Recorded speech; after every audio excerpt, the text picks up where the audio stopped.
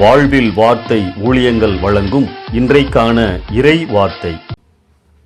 நம் ஆண்டவர் இயேசு கிறிஸ்துவின் இணையற்ற நாமத்தில் மகிழ்ச்சியோடு உங்களை வாழ்த்துகிறேன். அப்போஸ்தலனாகிய பவுல் விசுவாச வாழ்க்கையில் நமக்கு வருகின்ற போராட்டங்களை, எதிர்ப்புகளை, சோதனைகளை சமாளிக்க எதிர்த்து நிற்பதற்கு பல ஆயுதங்களை குறித்து அவர் எழுதும் பொழுது எபேசியர் 6ஆம் அதிகாரத்திலே இப்படியாய் எழுதுகின்றார். 6ஆம் அதிகாரம் 17ஆம் வசனத்திலே, தேவ வசனமாகிய ஆவியின் பட்டயத்தையும் எடுத்துக்கொள்ளுங்கள். ஆம் அன்பானவர்களே, தேவ வசனம், ஆண்டவருடைய வார்த்தைகளுக்கு நாம் எந்த அளவிற்கு முக்கியத்துவம் கொடுக்கிறோம்?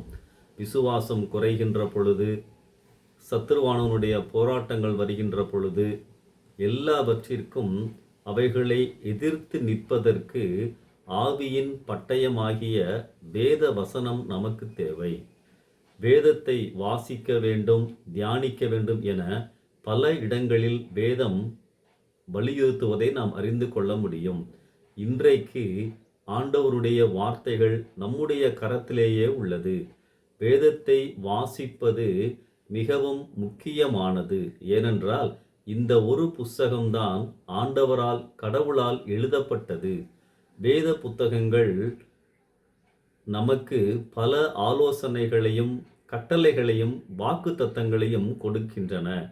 வேத புத்தகத்தில் 31,000த்திற்கும் அதிகமான வசனங்கள் உண்டு. ஆனால் ஒரு வசனத்திற்கு கீழ்ப்படிவது 31,000 வசனங்களை வாசிப்பதை காட்டிலும் மேலானது. அதில் உள்ள வாக்குத்தத்தங்களை உரிமை கோருவதும் அதைவிட மேலானது. நாம் 2 கால்களால் நிற்பதை போல வேதம் கட்டளைகள், வாக்குத்தத்தங்கள் என்ற 2 கால்களில் நிற்கின்றது. பழைய ஏற்பாட்டில் நிறைய கட்டளைகள் உண்டு. அவைகள் இஸ்ரவேல் மக்களுக்காக எழுதப்பட்டது. சில கட்டளைகள் நமக்கு பொருந்தாதவைகள். ஏனென்றால் அவைகள் நமக்காக எழுதப்படவில்லை. இஸ்ரவேல் மக்களை ஆண்டவர் வழி நடத்தும் போது அவர்களுக்கு சொன்ன அறிவுரைகள்தான் அவைகள். நிறைய வாக்குத்தத்தங்களும் அவர்களுக்கு கொடுக்கப்பட்டன. நான் உங்களுக்கு இந்த தேசத்தை கொடுப்பேன். இப்படி இது சம்பந்தப்பட்ட வாக்குறுதிகள் நமக்காக அல்ல. பொதுவான கட்டளைகளும் வாக்குறுதிகளும் பழைய ஏற்பாட்டில் நிறையவே உள்ளன. இவைகளின் மூலம் நாம் ஆண்டவருடைய இருதயத்தையும், அவருடைய உன்னதமான பரிசுத்த நிலையையும், அவர் தம்முடைய ஜனங்களிடத்தில் என்ன எதிர்பார்க்கிறார் என்பதையும் அறிந்து கொள்ள முடிகின்றது. நிறைய கட்டளைகளும் வாக்குத்தத்தங்களும் கிறிஸ்தவர்களாகிய நமக்கு வேதத்திலே உள்ளன.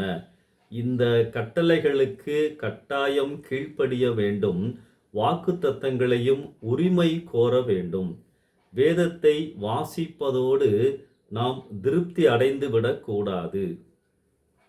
வேதத்தை வாசித்துவிட்டு, ஒரு வசனத்தை வாசித்துவிட்டு அந்த வார்த்தைக்கு எல்லா நேரங்களும் 24 மணி நேரமும் கீழ்ப்படிவது, நிறைய நேரம் வாசித்துவிட்டு பல கட்டளைகளுக்கு கீழ்ப்படியாமல் இருப்பதை விட மேலானது.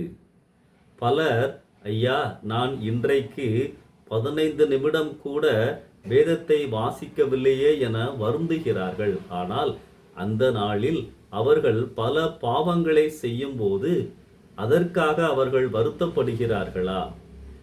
வேதம் வாசிப்பதின் நோக்கம் என்ன? நாம் எப்படி வாழ வேண்டும், எப்படி வாழ ஆண்டவர் விரும்புகிறார் என்பதை அறிந்து கொள்வதற்காகத்தான் வேத புத்தகத்தை நாம் வாசிக்க வேண்டும். எனக்கு உதவி செய்வதற்காக என்னென்ன வாக்குத்தத்தங்கள் உள்ளன என்பதையும் அறிந்து கொள்வதற்காகத்தான் வேதம் வாசிப்பது அவசியம். ஆனால் அதைவிட வேத வார்த்தைகளுக்கு கீழ்ப்படிவது அவசியம். சங்கீதம் 119:34 எனக்கு உணர்வை தாரும், அப்பொழுது நான் உமது வேதத்தை பற்றி கொண்டு என் முழு இருதயத்தோடும் அதை கை கொள்ளுவேன். அன்பானவர்களே, தேவனுடைய வார்த்தைகள் நம்முடைய வாழ்க்கையில் மிகவும் முக்கியமானவைகள். கருத்தாய் வாசிப்போம், கருத்தாய் தியானிப்போம், கருத்தாய் கற்றுக்கொள்வோம். எவைகளை நாம் கற்றுக்கொள்கிறோமோ, எவைகளை புரிந்து கொள்கிறோமோ அவைகளுக்கு நாம் கீழ்ப்படிவோம்.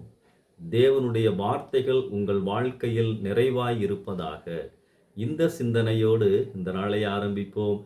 கர்த்தர் உங்களை நடத்துவாராக. ஆமென்.